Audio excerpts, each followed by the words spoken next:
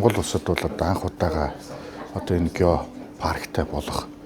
үүнийгээ түшиглээд одоо энэ хил орчмын аялал жуулчлал гэдэг юм уу энэ тогтвортой аялал жуулчлалыг одоо бий болгох зорилготой Өмнөговь аймгийн Хамбогд Манлай сумын нутаг дээр за дэмчгийн хийд орчмыг одоо соёлын шашны одоо өв гэдэг юм уу тийм. За мөн одоо Шардсав гэдэг одоо Үлэг гүрвлийн 85 сая жилийн өмнөх одоо мөрийг бол одоо археологи палеонтологийн чиглэлээр одоо энэ соёлын геопаркийн чиглэлээр хөгжүүлэх за үүнийгээ түшиглэж аялал жуулчлал одоо тогтвортой хөгжүүлэх ийм зорилгоор бол одоо алсыг харсан ийм ажил болж байна. Тэгээ Монгол улсын хувьд эдийн засаг бол одоогоор уул уурхайгаас одоо ерөнхийдөө ихэнх хувь нь хамааралтай байгаа. Өмнөговь аймаг бол бас уул уурхайн бүс нутаг эдийн засаг нь бол шууд хамааралтай. Тэгэхээр бид одоо хоёр дахь одоо тулгуур эдийн засгийг бол аялал жуулчлал гэж харж за засгийн газрын одоо энэ аялал жуулчлалын бодлого Go Mongolia за мөн одоо орон нутгийн Өмнөговь аймгийн дотоодын аялал жуулчлал одоо энэ хил орчмын аялал жуулчлал гэдэг за энэ одоо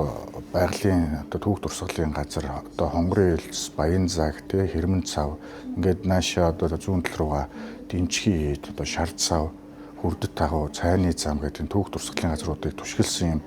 аялал жуулчлалын бодлогыг тавьж за энэ лүгээ нэлээд хөрөнгө оруулалтыг хийж за судалгааны ажлуудыг бас урт хугацаанд хийж хөрөнгө оруулалтуудыг бол маш одоо ихээр орон нутгаас одоо шийдэж ингэж хөрсөн. За энэ суурь одоо хөрөнгө судалгаан дээр үндэслэж одоо ЮНЕСКОгийн байгууллага Rio Tinto Монгол компани одоо хамтарч энэ одоо гео паркийг байгуулах ажил бол амжилттай ингээд өнөөдөр явж байна.